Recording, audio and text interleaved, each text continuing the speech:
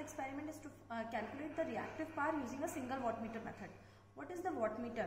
Wattmeter is an instrument which is used to measure the power. So it is having two coils. First one is the current coil that is connected in series. That measures the current. Second one is the potential coil that is connected in parallel.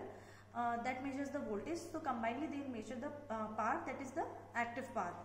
So here I will show you how the wattmeter is connected to the circuit. We are taking for the single phase. This one is the current coil wattmeter is having. This one is the load. So this one is the current coil. It is having a 4 terminal. First one is the M, L, and this is the pressure coil that is connected in parallel. The terminal name is C and V. The M terminal is named as M because it is connected to the mains. L terminal is named as L, that is connected to the load. Third one is the common terminal, that is common between M and V. And V terminal because it is a potential coil and measures the voltage, so it is named as V. So usually the wattmeter is connected like this. We measure the current, we measure the voltage, and combinedly measure the power, that is the active power. But in AC we need to have a cos phi also. So the wattmeter measures VI cos phi usually. So here by by changing the connections in the circuit, we are going to measure a reactive power.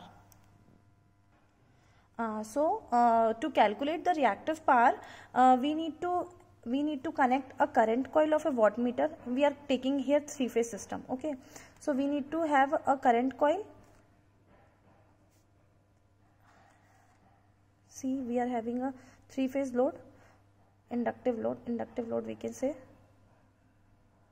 Okay, this one is the R terminal, this R phase, this one is the Y phase, this one is the B phase. So it is like this. We need to connect a current coil in one phase, and we need to connect a pressure coil in the another 2 phase.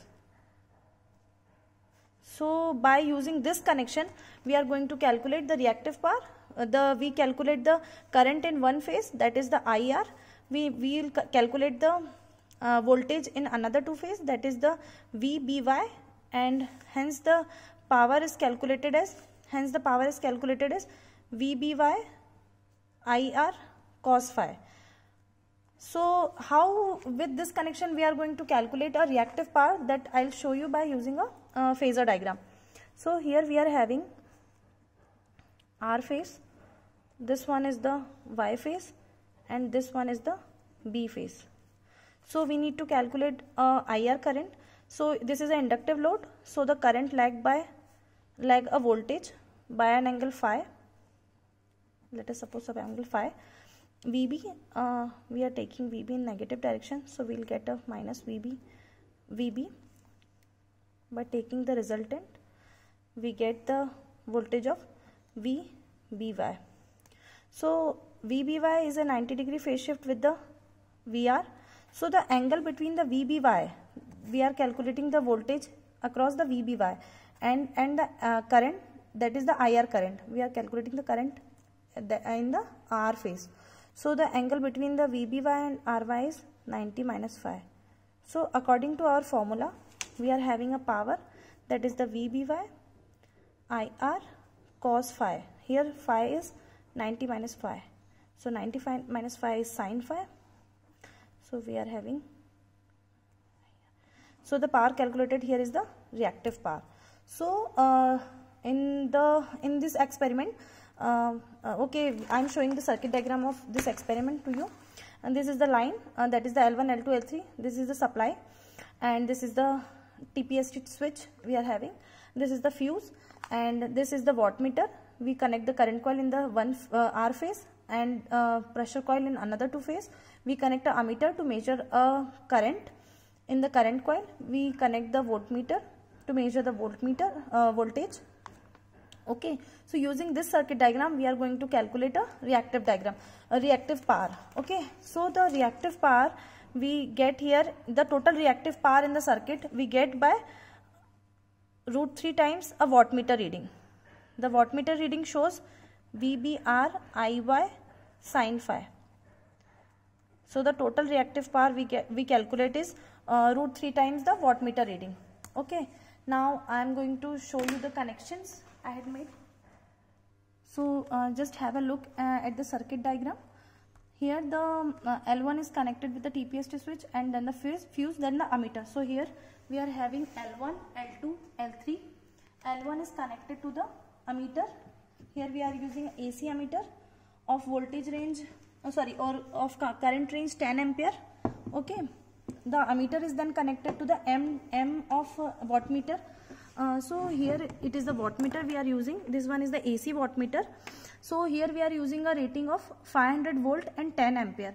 So this one is the also 4 terminals here, B1, B2, E1, E2. So to get the minimum current, we are going to connect B1 and B2 for 10 amperes, and for 20 amperes we need to connect B1 by E2, E2 and B2 by E1. Okay, then this ammeter is then connected to the M terminal. Then L terminal is taken to the okay, I'll connect it. That L is connected to the R phase of the load. This one is the reactive load that is connected in star. Okay, this is connected with the R phase. Okay, now then next terminal. Now we connect it to the second terminal, that is the L2. L2 is connected with the C terminal, and the output of C terminal, matlab output of the pressure coil, it is internally connected. The output of the pressure coil, that is the output terminal, is V. V is connected with the B phase of the load. Okay, this is the B phase of the load. Okay, third one is this one is the L3. L3 is directly connected to the Y phase. This one is the Y phase of the load. Okay, these are our connections. This voltmeter is connected across L1 and L2. That will measure the supply voltage only, and it is connected by the thin wire. Because of it is having a high internal resistance. So now I am going to perform an experiment. Before that, I'll tell you about the multiplying factor of the wattmeter.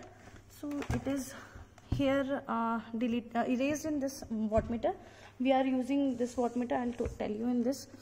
Here for minimum current, it is written, or it is always written in all type of wattmeter. Okay, so for minimum current we need to join B1 and B2, that I had told you before. For a maximum current of wattmeter, we need to join B1 by E2 and E1 by B2. We are having a table of multiplying factor over here. For minimum current and minimum voltage it is 0.5. For minimum current and 500 volt it is 1. Similarly, in this wattmeter, we are using a 10 ampere current and 500 voltmeter. So for this wattmeter of 500 voltage and 10 ampere rating, we are having multiplying factor of 2. So remember that we need to use that multiplying factor during the calculation. Now I am going to start the machine. So here we will take the reading for various load. We will vary the load, means the inductance value. So for different value of loads, we are going to take the readings of that wattmeter. Okay, we need to calculate the reactive power. So here I am going to start take the voltage rating. We are having a 400 volt, 440 approx, no? 440 we can say. Here we are having this observation table. We take the reading of 440 volts. Here current we are taking the minimum value, so we will have a 2.1 ampere. Wattmeter reading is 380. Wait, so it is approximately about 360, and we took it for minimum value, that is for 2500. We need to take for 5000, no? So we multiply it by 2. So 360 into 2. Here we need to calculate the reactive power, that is the Q is equals to √3 times the wattmeter reading, that is the 720 into multiplying factor 2. So we will calculate the Q, and also we need to calculate the power factor over here. So here the wattmeter reading is VI sin phi. So wattmeter reading is 720 Vi is 440 into 2.1 into sine phi. So sine phi we are getting 720 upon 440 into 2.1. So the sine phi is 0.799. So phi is sine inverse of this value 0.799, that is the 51.1 degree. So we need to calculate the power factor, that is the cos phi. Cos phi is equals to 0.62.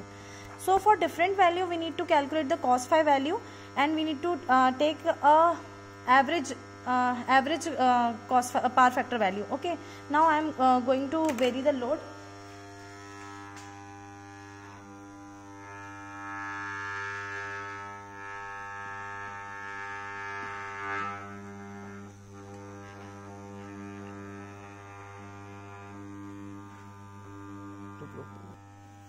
So here the voltage is constant because that is the supply voltage. We are not going to vary it. Now the current is 3 ampere, and here the wattmeter reading is 560 approx. Okay, multiply it by 2.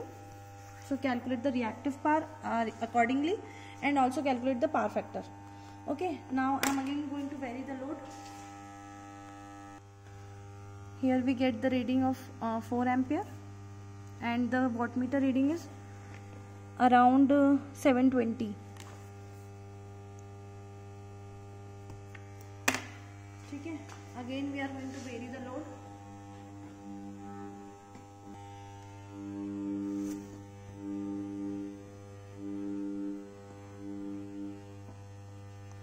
So current, it is come to 5. The wattmeter reading is 800. That is the 880 approximately. Again I am taking the last reading by varying the load.